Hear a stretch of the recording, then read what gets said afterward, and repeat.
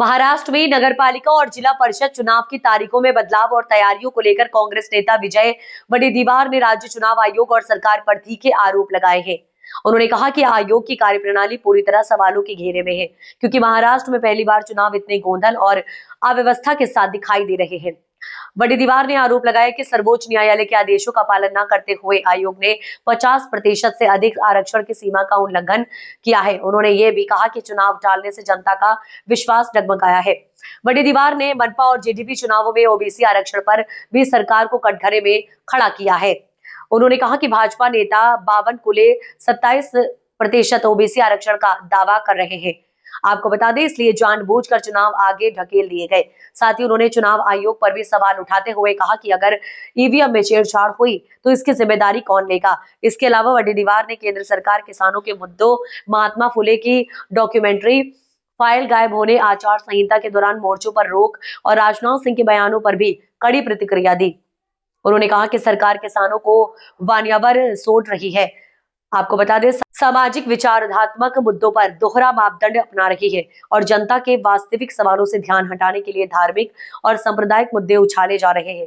उन्होंने स्पष्ट कहा कि वर्तमान सरकार लोकतांत्रिक मूल्यों से दूर जाकर हुकुमशाही की ओर बढ़ रही है। काल पण बोललो, काय निवडणूक आयोग, राज्य निवडणूक आयोगाला मला वाटतं की त्यांच्या अकलेचे दिवाळीच निघालेत असं म्हणायला हरकत नाही। असं विवेक शून्य, कुठलाही म्हणजे अज्ञान आहे का यांचं? आतापर्यंत महाराष्ट्रामध्ये अनेक निवडणुका झाल्या, पण एवढा गोंधळ आणि पोरखेळ कधीच झालेला नव्हता।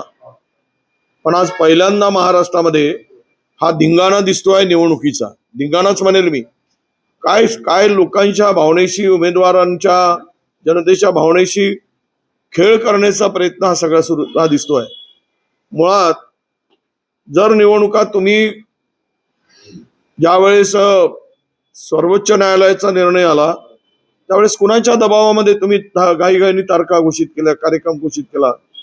सर्वोच्च न्यायालयाने असं म्हटलं होतं की 50% वर कुठलंही आरक्षण जाता कामा नये, आणि हे असताना निवडणूक आयोगाने 50% वर आरक्षणाच्या मर्यादा पाडल्या नाहीत, आणि त्याबरोबरच हा कार्यक्रम घोषित करत असताना त्यांनी ती जी काही अट घातली की सर्वोच्च न्यायालयाच्या निर्णयाच्या अधीन राहून निवडणुका घेत आहोत।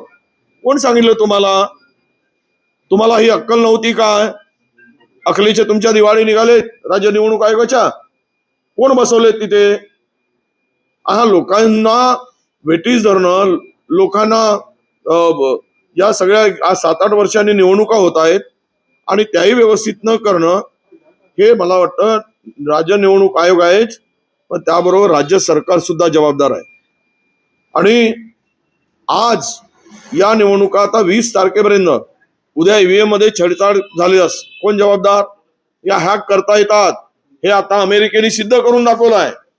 या सगळ्या मशीन हॅक करता येतात, ईव्हीएम हॅक करता येतात। करा तुमच्या मनाप्रमाणे, निवडणुका घेतात कशाला?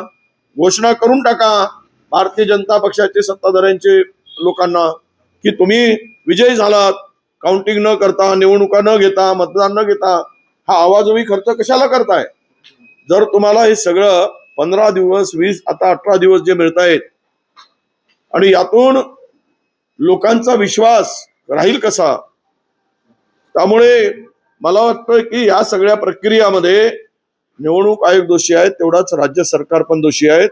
हे काही म्हणू देत, हे सत्ताधारी जे काही मंत्री बोलतायत, मुख्यमंत्री बोलतायत, बाकीचे लोक बोलतायत, हे सगळं मिलीभगत आहे या दोघांच्या। कारण निवडणूक आयोग आता स्वायत्त राहिला दिसतच नाही, तो सरकारच्या इशाऱ्यावर चालणारा निवडणूक आयोग झालेला आहे। सरकार म्हणेल ते निवडणूक आयोग करेल।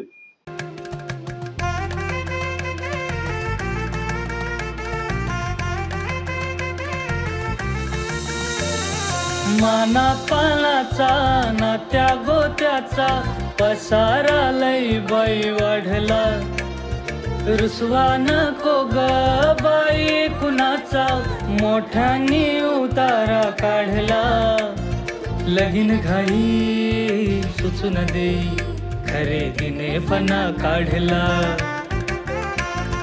खरेदीला वर्षी धीने उत्साह नवा आणला बांधला बसका बांधला बांधला बसका बांधला बांधला बसका बांधला बांधला बसका